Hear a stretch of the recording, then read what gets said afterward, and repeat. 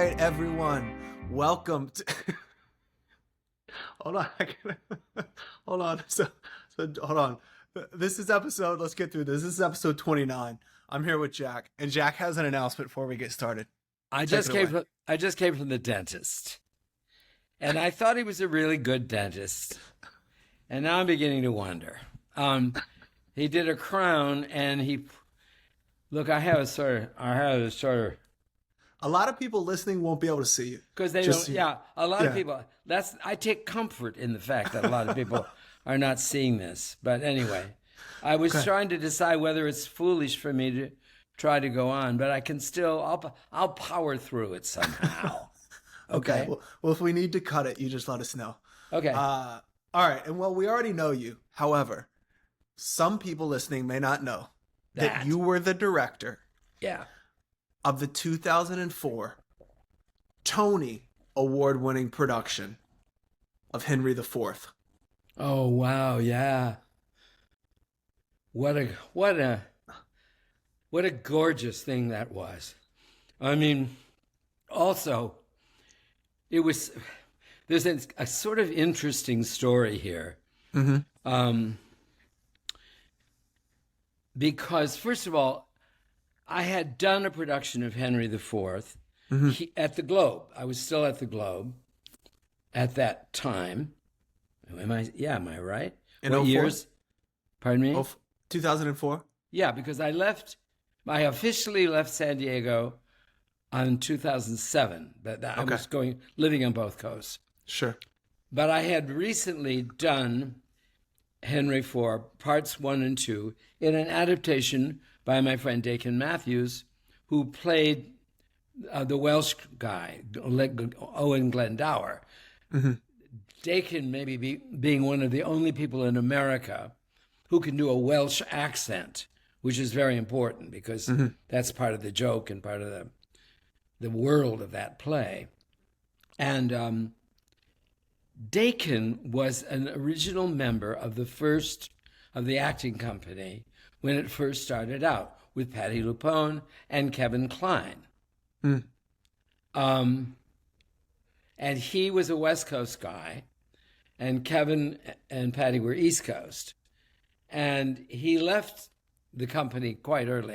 I don't know that he even toured with them, but he did a lot of work for me at the Globe, a lot of textual work, and did a lot of prepping for the Shakespeare's, taking the actors through the language and how to use it. And he's a genius. He's a brilliant man. But he had done an adaptation of his own of the 2 parts of Henry IV, and in which he played Falstaff. And so when I did this at the Globe, it was because Richard Easton, God rest his soul, was in residence, and he said, "You should do Henry IV. It's a great play for you." And I thought, oh no, it's too butch.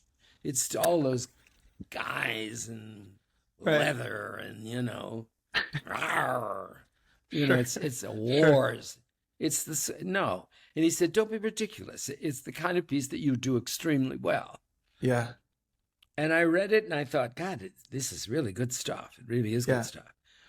Do you remember, because I'm curious about this, do you remember what you connected to about it so much? Because I know, your father passed away at 18, as we know, and it's very much a play about fathers and sons and personal responsibility. Do you remember, because I wondered about some of the mentors and like maybe if there was some of that to like, I mean, it was because Craig Noel was still at the Globe then too when you were doing it, right? He certainly was. And I think Houseman was still alive. Right. And I know he was. All of the above. Yeah. Above. These plays of Shakespeare's, I mean, I can't remember who it was that said, there's all of literature, and then there's King Lear. Mm-hmm. Do you know that play well? Have you ever studied that play or looked at it? Not Really. like I should have. No. No, don't feel obligated. I mean, this is a problem we're all having with education and languages and all that. But that is a play about you and your father, Right. whoever you are. I mean, it just is. Sure.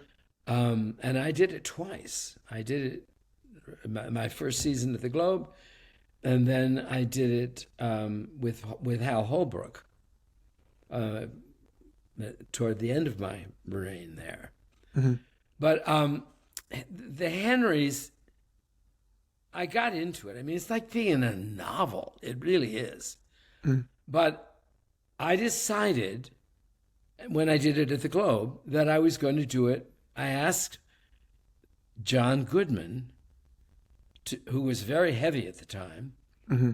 because he was in a play that I did just before I came to the Globe in residency in, I think, 1980 or 80. Yeah, 1980. I did a play in Buffalo called The Lady of the Diamond with Christine Baranski, Mm-hmm. playing the first female pitching star. Mm-hmm. And this character actor shows up, and it's John Goodman. He wasn't John Goodman then. Mm-hmm. And he was just a miracle. He was unbelievable and hilarious and complicated, all of which he still is. And he did the show for me there. And I loved him. And I thought, my God, what a great. And then he was on, by this time, he's doing Roseanne's show. He's a big, huge television star. Sure. And I asked him if he would do it. I was in New York, and he came to my hotel room dressed in a coat and tie and with a friend, a guy riding shotgun. Yeah. In the most elegant, correct, respectful way. I was blown away. He wanted desperately to play this part. Huh. And he played it. Isn't that interesting? Because, sorry, I don't want to cut you off, but just to... go ahead. My lip is numb. Isn't it interesting how an actor that we associate like John Goodman with this kind of oafish buffoon type character on Roseanne is desperate to do Shakespeare like that? He had a theater back. I mean, I just always find stories like that so fascinating. You know, you don't know you don't know how the world is going to tap you on the shoulder to bring you into your stage. If you know what I mean? Like, but he obviously was a real theater guy. Like, it was something that he cared about very deeply. You're making an interesting distinction, and I want to sort of follow through with that, because you're talking about people who, or actors who are attracted to Shakespeare, as opposed to actors who are not attracted to Shakespeare. And I would have to say, from my point of view, an actor is attracted to Shakespeare. Huh. In other words, anybody who calls himself or herself a legitimate actor wants to scale those mountains. Sure. I agree with that. And so, and they don't get an opportunity. In America, you don't get much of an opportunity to do it. But if you have any respect for yourself as an actor, if you care for the process of acting, if you decide that that's what you want to do with your life, you can't avoid that end of the spectrum. Now, you may be a tap dancer, you may be a lyric tenor, you may be a singer, you may be somebody who does not think of him or herself as a sort of, and this is a bad word, serious actor, but I mean a legitimate actor, but more an entertainer. That's a possibility. Mm-hmm. But if you've been touched by this thing of theater, I have to take a minute here, because Pam Cragen, who writes for the San Diego Union, the Globe Theater is 90 years old this year. Mm-hmm. And they're having a celebration, and she's done this huge timeline. And I was there for 25 years, and over a very, very significant period of its growth. And we're talking about how it affected people who live there, that living in a theater town. Sure. Because you and I touched about this last week, I think. Yeah. Where does it matter? Yeah. And your generation is the jury is out as to whether it matters, I think. Right. I mean, I'm not sure that your contemporaries give a shit Yeah. about Well, the theater. I actually, I mean, we can weave all this together, right? We can sort of lump Shakespeare in as theater, and we can almost sort of tie the John Goodman of it all together too, which I think you astutely, responded to me, which is like, I think that for me, when I think about John Goodman, right, I think about him as the guy on Roseanne. Sure you do. Now, he's done some other amazing stuff, but I grew Yeah. up watching Nick at Night with my mom, and Roseanne was a funny show, and so I associate John Goodman with Roseanne. Sure you However, like you're saying, any actor that takes himself seriously is going to want to climb the mountain that is Shakespeare, right? Let me even be more specific. I mean, Yeah. if you are a really good actor Mm-hmm. and you're successful in this country Mm-hmm. and you make a living and you can be on the stage or you can do a movie or, there's George Clooney who suddenly mounts the backpack and goes to Broadway and does his show on Broadway, Yeah. And everyone is going nuts because Clooney's now going to legitimately act on Broadway. You can't not want to prove yourself. And if you are if you're a character actor, Yeah. let's say you're a big guy, Yeah. John Goodman, Yeah. you want to play Falstaff Right. because Right. it's the greatest part ever written for a fat man Sure. or a huge guy with Yeah. a massive appetite, right? Okay. And so there it is. There is this image out there. And you go to school and you do training and you do whatever, but you can't think much of yourself if you don't want to play that part. Yeah. Okay. And, and let me go on. Yeah. Yeah. Hamlet, Sure. right? For the Sure. guys. Of course. Hamlet for the guys. Yeah. Rosalind for the girls. Yeah. Cleopatra for the girls. Yeah. There are these things out there that you think, I wonder if I could. How would I to be or not to be? I bet I'd be good. Sure. And if you have any balls at all, you want to measure yourself against everybody who's ever tried to do these things. Yeah. Now, keeping that in mind, we Yeah. talk about theater Yeah. towns. We Yeah. talk about Shakespeare. Yeah. Can we make a similar sort of comparison to audiences or what it can do? Because if you can scale that mountain, right? If you can prove to yourself that you can wrestle with one of these characters, is that perhaps similar to what it can do for a town? What a theater, like, because does theater matter, right? I think, like, does Shakespeare matter? Because I, started the podcast by saying I'm not that familiar with a lot of Shakespeare. In 1936, Yeah. in Balboa Park in San Diego, at the same time Ashland, Oregon was starting in 1936 on the West Coast, Mm-hmm.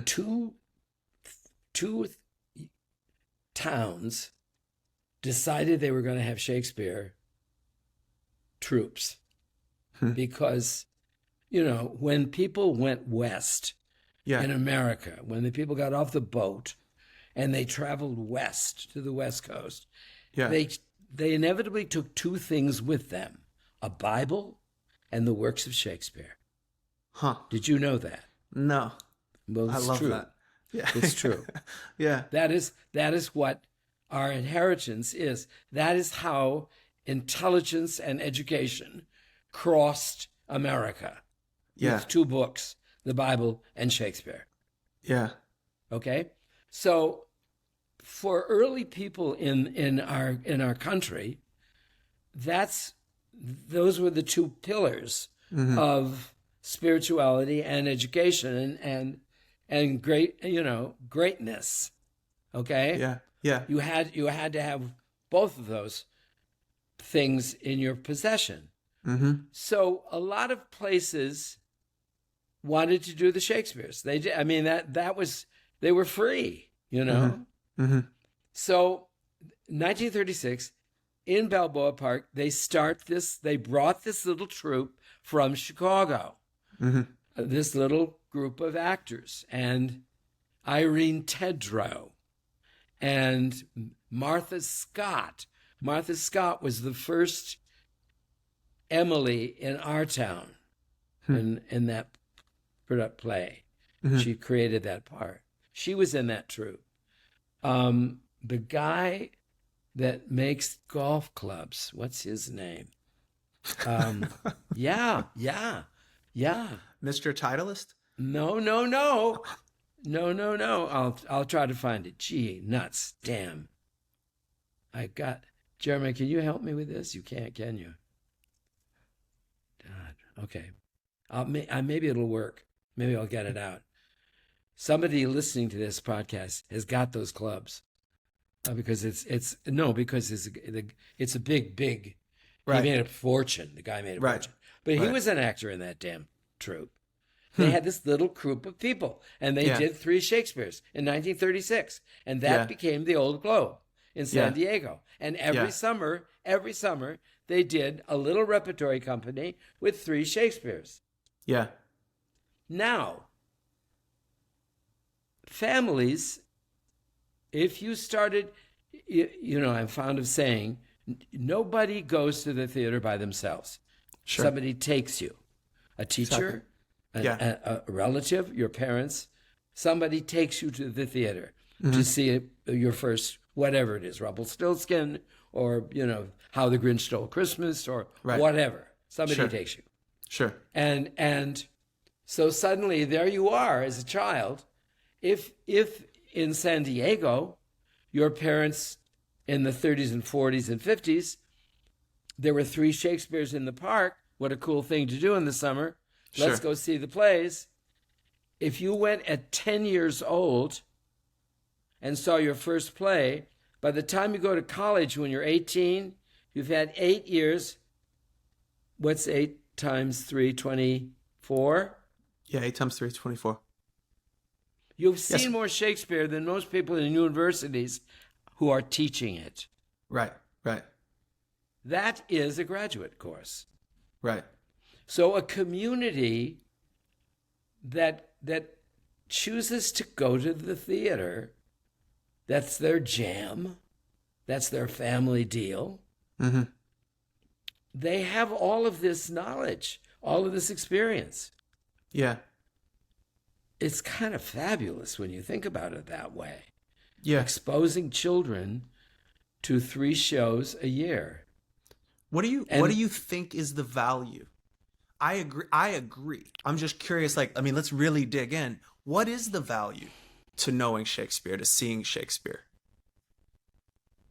What an interesting question.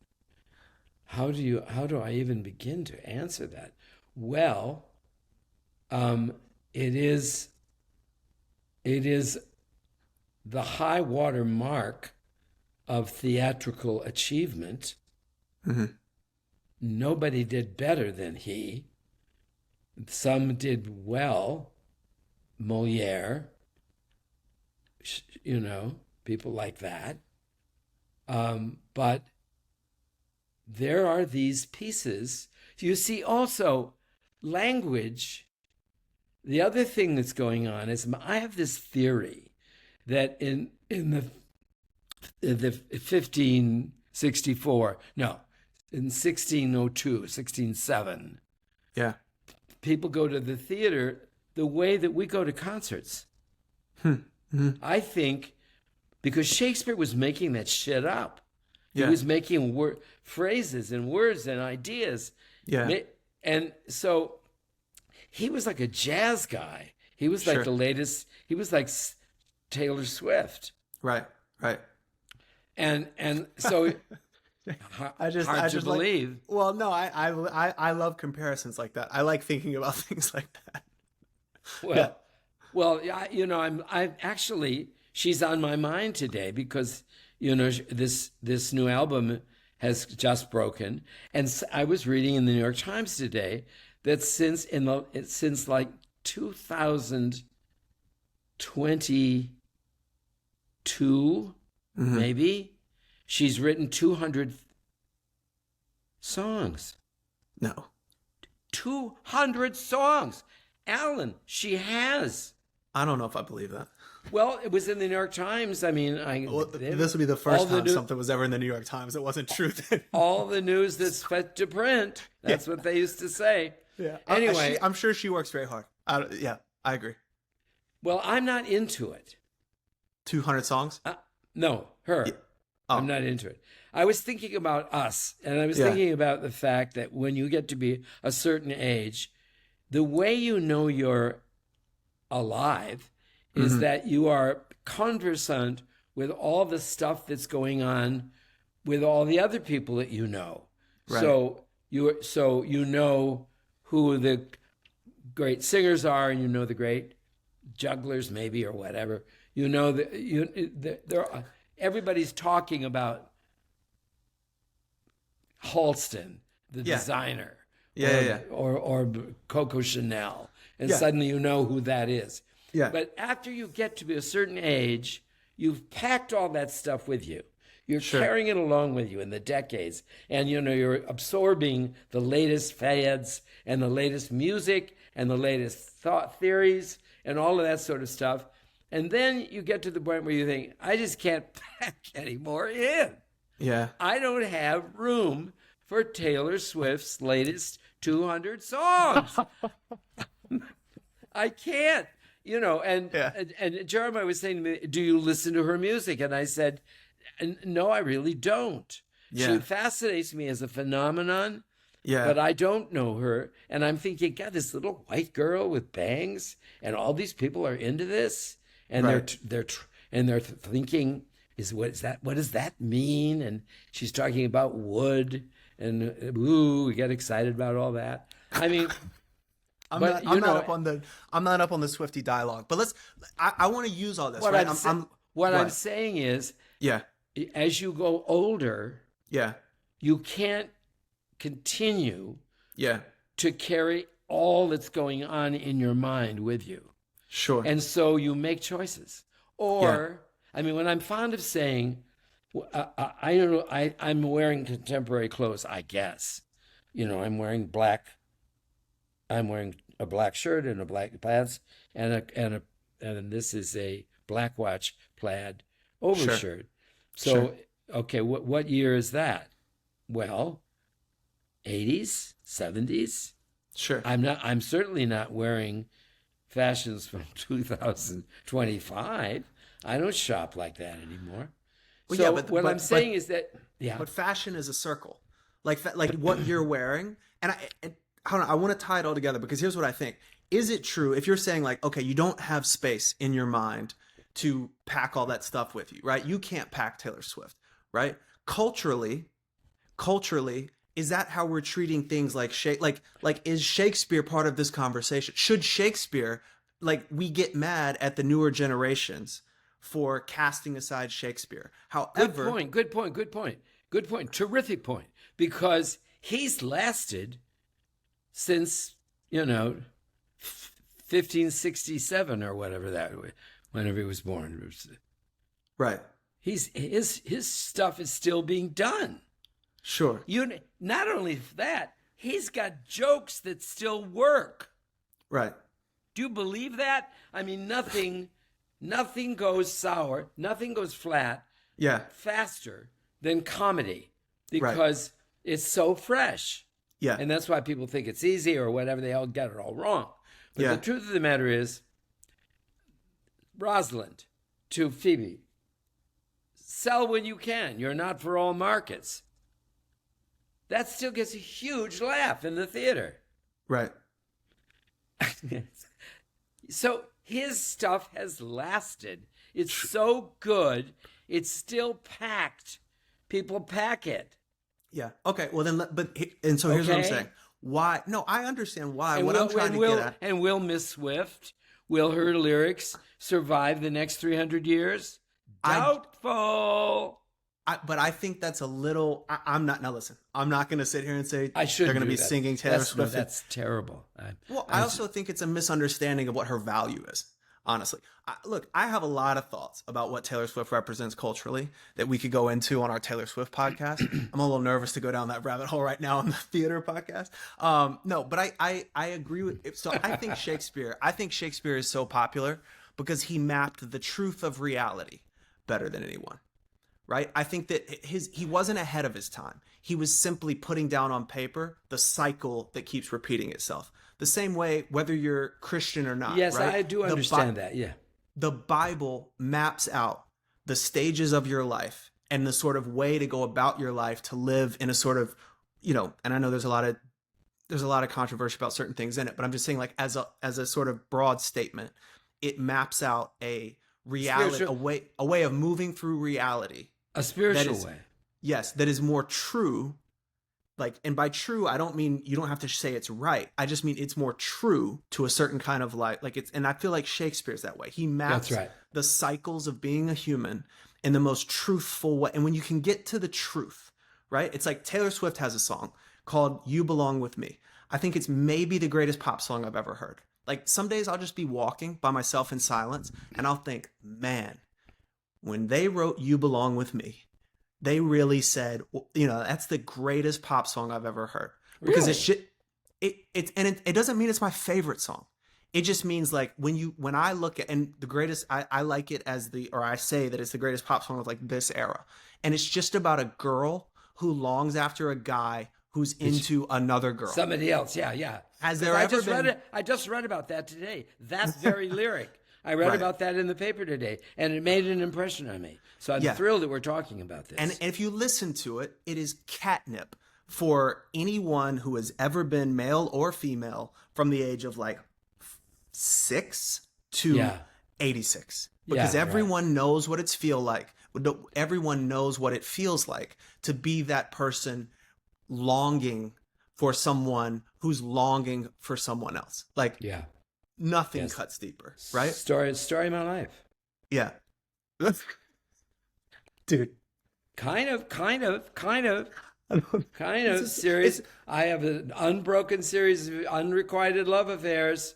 I'm telling you, don't we all? Yeah, but everyone does. And the hit Taylor Swift song, "Once I Got It, I Didn't Want It," is also really popular.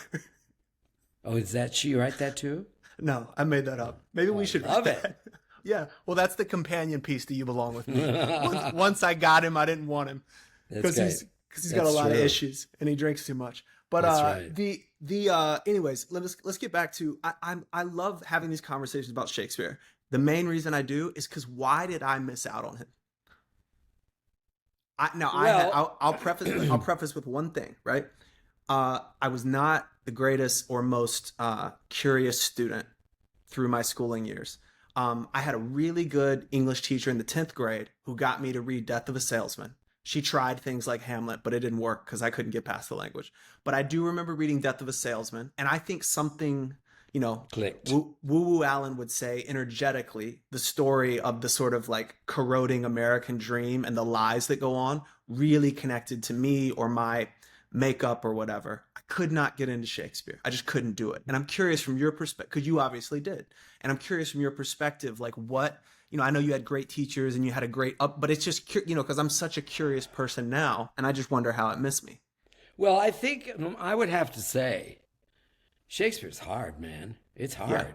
Yeah. That is language that is 300 years old, and context and all sorts of things.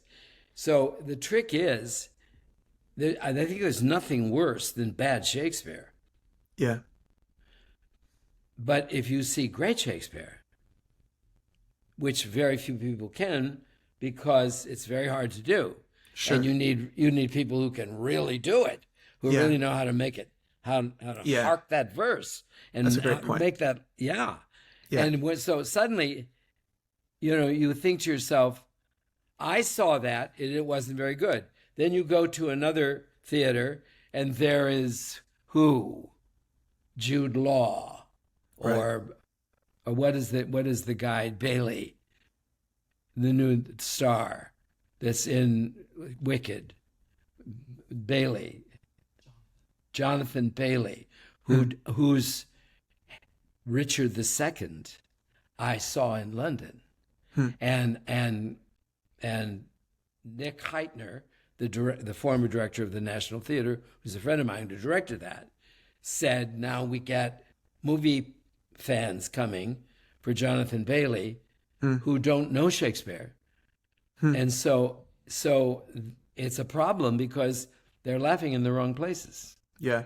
Yeah. They're laughing That's funny. because or he's being ironic, or he's being campy, or he's Yeah. being something, and they're just enthralled. They don't understand how smart he is and how Right. stunning that performance is. Yeah.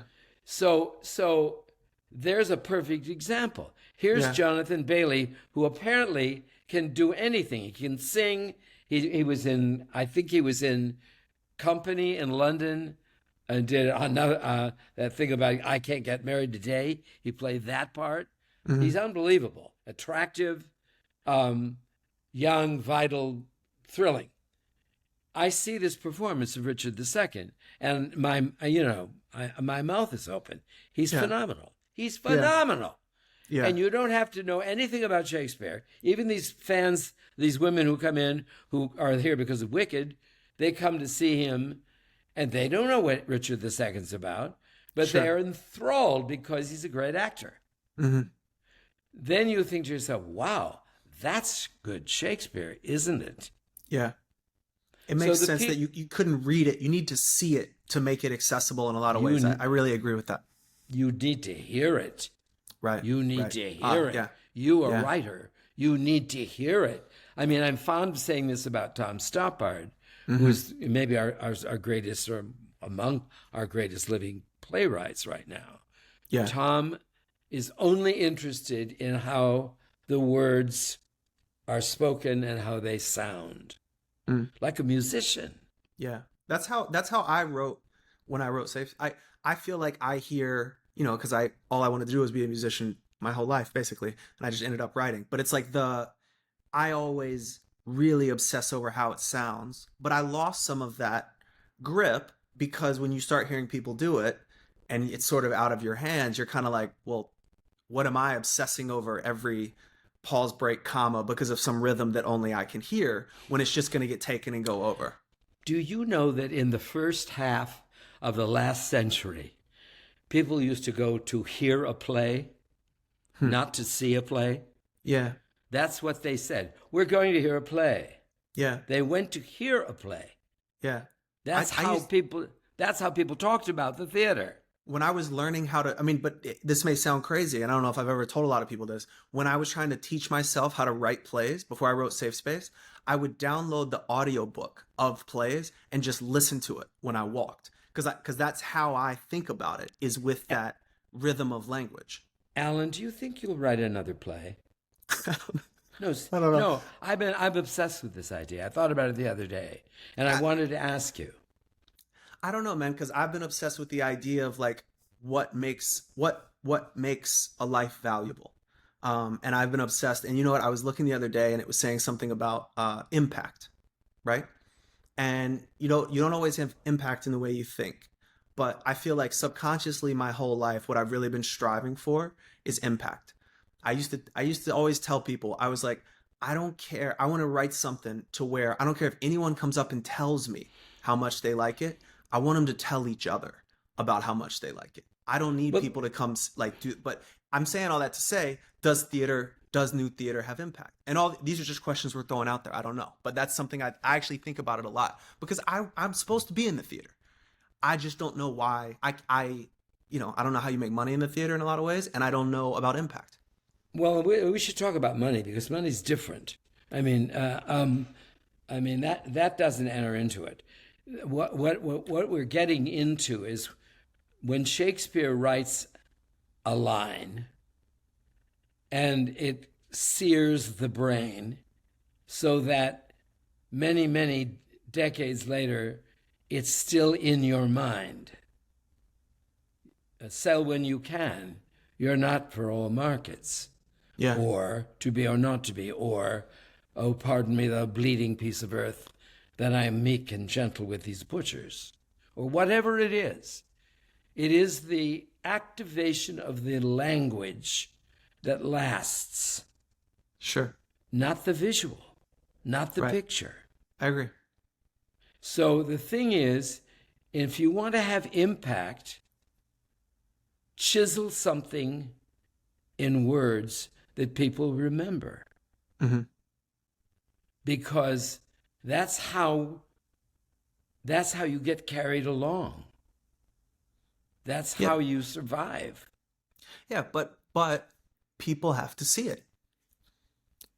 No, The they have to hear reason it. They have to hear Well, it. or okay, yeah, I'm sorry. I didn't mean to contradict kind of what we were saying. Yes, they have to hear it. But I mean, like, we're talking about, like, there's a lot of great lines that people hear that don't take on the life. And I don't you don't need to be Shakespeare, right? I'm just thinking about, like, it gets back to our sort of this all the way around, right? Does what you brought up kind of at the beginning of this conversation, the value and or impact of theater.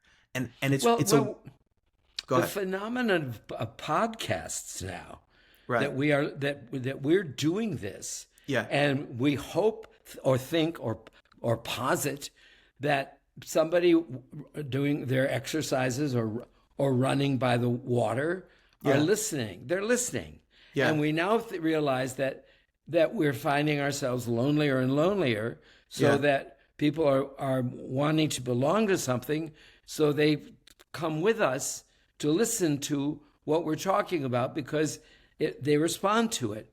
Hmm. The sound of our conversation is somehow meaningful in a Sure. way that if the sound were not on and it's just these two faces, we wouldn't last Right. 6 seconds. I don't think, No. It's fascinating to me. Yeah. And we're in now. Here's the cycle turning around again, Alan. Yeah. Now we're suddenly listening again. Yeah. Yeah. Yeah. I mean, in the 30s, people like Cole Porter wrote these extraordinary lyrics. A trip to the moon on gossamer wings, just one of those things. Hmm. Whoa, what a Right. lyric. And Right. then now suddenly we've got people, rap singers, who are collecting words that they cram together, pack together, not melodically. There's not a lot of tunes going on, but the message itself is the welding of those words that are given breath, that, the ear is the conduit to the mind, the Hmm. eye is the conduit to the heart. Agreed. So the things that you see, you fall in love with, but the things you hear, you remember forever. Yeah. I know And more. I was just gonna say I know more. You said you don't have space in your brain because all this stuff, right? Most of the space in my brain is taken up by rap lyrics. And I used to always tell people that Jay-Z and Nas were the greatest American poets of the last 100 years. And I think, like, people that don't give them that type of respect, or pick your favorite rapper.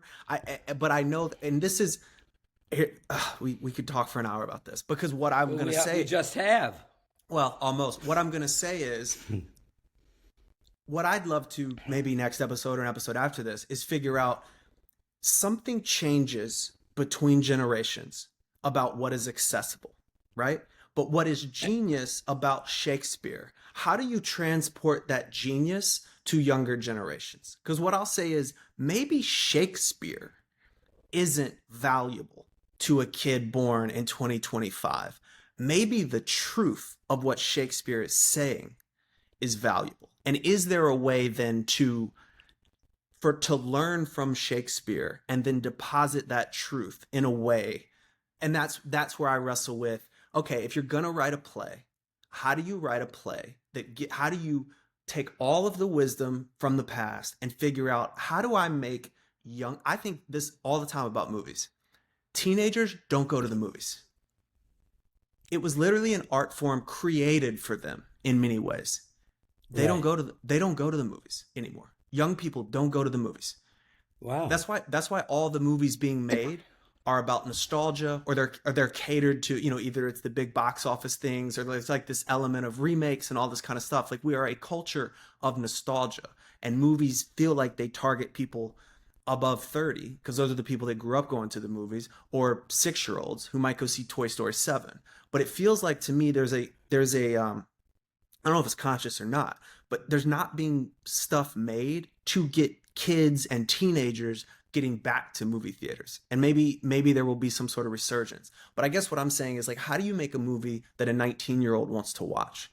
How do you write a play that a 19-year-old wants to hear, and not just say it's their fault they don't want to come to the theater? Well, recently I sat in an audience, an enormous audience, Yeah. and I paid a great deal of money to hear your recent friend Denzel Yeah. Washington in the role of Othello. Yeah. And the audience was pig stick nutty. They were gone. They loved it so much. They were high on the Yeah. experience. They couldn't get enough of it. Right. He finished and they stood and howled.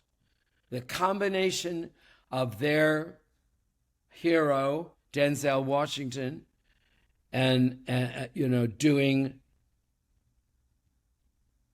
those lines, Yeah.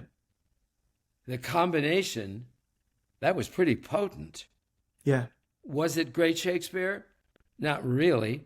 Yeah. Was it terrible? No, it wasn't. It was quite honorable. Thank you very much. I Yeah. mean, I was worried, and I thought there were things about it I didn't care for. But I'm not the person to ask because I do this for a living. Right. But that audience was rapt, Yeah.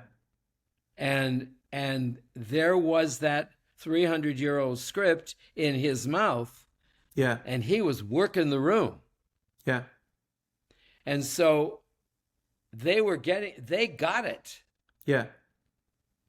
Jake Gyllenhaal, and I think a remarkably adroit and elegant performance, not necessarily the right one, but it didn't matter because they were loving him too. That stuff, boy, that pings. You say those things, put money in thy purse.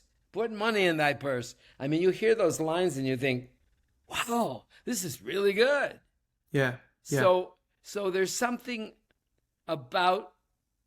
there's some power there, Alan. We've got to keep hanging on to this because I watched a film on the plane on the way back from Los Angeles this week. Yeah. Paddington 2. I know a little bit about it. I mean, Well, I know it's a bear. It's an English teddy bear with real people, right? Doing Shakespeare? It's a Shakespeare adaptation, right? No, kidding. but somebody said Paddington 2 is a great film. And I Right. thought, really? Okay. So I Yeah. thought, I'll watch that. I watched it, and it's adorable. It's a wonderful film. I thought, who the hell is going to watch this movie? Yeah. Not your contemporary teenagers, No. for whom I should think it might have been even kind of made. Don't you Yeah. want to see your teddy bear in a movie? I do, I don't know. I want you to go into these Hollywood pitch meetings. Don't you want to see your teddy bear in a movie? Yeah. Jack's running Sony now. Hey, everyone. Don't you want to see your teddy bear in a movie? That's it. Yeah, that's a good selling point. Yeah, I okay. like that. No, you're right, man. And I just love this because like and you know that I get off on us talking about this kind of stuff. I love to think about how do you transport wisdom from the past and deposit it in a way that attracts people. And they're, I don't know, this will be something we'll continue talking about, I'm sure, but I love hearing and learning. I mean, I read I never read Henry IV. So today, in preparation for the podcast, because I do what I always do, I look at your list of stuff, and then I saw Henry IV, and so I started doing a bunch of research on Henry IV, and I said, "Holy cow! How did I never read this play?" What a great play! I know. This guy Prince Hal. I mean, first off, I feel like I've lived the arc of Prince You Hal. are Prince Hal. You are Prince Hal. Well, totally. We all, but then I started thinking like, okay, does I think every young man probably goes through the arc of Prince Hal, and everyone's father dies at some point and they're forced to defend the kingdom against the rebellion. And I think like the more we understand what that's actually talking about, the more value we'll attribute to things like Shakespeare. And maybe it is hearing it, man. That's a really good point I'd never really thought about. But like a lot of people don't have access to seeing Denzel Washington do Shakespeare or whoever, even if it's not him, but it's whoever is a great Jonathan Bailey. There's not a lot of access to that. And I wonder if that's a big obstacle in general in getting younger people involved in Shakespeare because they don't get to see and or, like you said so astutely, hear great Shakespeare. Yeah, it's exciting. It's an exciting subject because it won't go away. Yeah. It's if you want to act, if you think it's a good thing for you to do, if you think you might be gifted, then you're going to say, I should play that part. Yeah. And then you have to have someone come and see it. But you know, these images exist in our lives to pull us forward into experience that is meaningful. And I know that that's a secret. It's so interesting because the theater is so pathetic, and yet here we are, thousands of years later, still talking about it. And it doesn't matter. No, it doesn't matter. Or does it? Yeah. The spoken word, man, that's where the knife goes in. Yeah. The spoken word. Write another play, Alan. I'll do it. I'll do We'll it. see. I'll do it. We'll call it'll be about two guys starting a podcast. One of them Yeah. just one of them just got hired at Sony, and the first movie he pitched was about a teddy bear. There you go. Right there. I'm Perfect. kidding. No, I don't I'm know. there. We'll talk about it. We'll talk about it off here. It was fun. Jack, I love you. Quickly, in like 30 seconds. You just got back from LA. Tell us how it went shooting that first week. We forgot all about it. Okay, here's the deal. Yeah. On Friday, they picked me up at 7 in the morning. That was my call. They Yeah. picked me up at the hotel. They delivered me back to the hotel at 8:30. I had 4 lines in one and 4 lines in the other, and I was in every single shot. Wow. I know. I mean, I was so tired I could not move. I Yeah. know I have 15 years on everybody on the set. Yeah. It's exhausting, Yeah. and it was kind of great. Yeah. It's fun. Yeah. I'm having a good time. I'm seeing another part of the world that I have inhabited from a slightly different corner. I don't know that I'm good at it, but I'm certainly not bad at it, because they would be terrified if I were, and they're not. They're very pleased with what I'm doing. So I think, and come on, I've sat in front of a bunch of sensational actors all my life. Yeah. So I think I know a good performance when I see one. Yeah. I don't know. I don't pretend that I'm a good actor, but I can make the effect. I know where it's going, and I have a grasp of it. But it's exhausting. Yeah. That was 8 lines for 13 hours. Yeah. Yeah, no, I know. Maybe one of these episodes, man, when you're back out here in LA and we record, we'll have to talk about all the differences you're seeing between TV and theater, because that's one thing that I think the pacing and like what the actual craft is actually like versus what the craft is like in the theater is really interesting. A note, Michael Patrick King, my director, Yeah. gave me the best possible note. He said, Jack, in film and television, don't worry about how fast you're going. And I thought, oh my God, that's right. When I'm on stage or my actors, they must go quickly. And I keep saying, live this quickly, so that the audience leads forward. But in film and television, you can do the pacing. You, the director, editor, can condense it. Yeah. So I have to just concentrate on being real, or having it mean something to me. I don't have to orchestrate it. What a wonderful note that was. It was a great note. That's a really great note. That's a really great note. It never occurred to me. Vast difference. Tempo. You don't need it. It's fabulous. That's amazing. I'm learning. I'm still learning, Alan. You are, man. You're very much learning, and you're teaching all of us. All right, let's wrap up. So listen, man, I want you to take care of that Novocaine. Yeah. Let that wear off. Yeah, no, it wasn't. You were the same as always, man. Just made some good faces at the beginning. All right, everyone. Thank you for listening. When are you heading back? When are you coming back out here?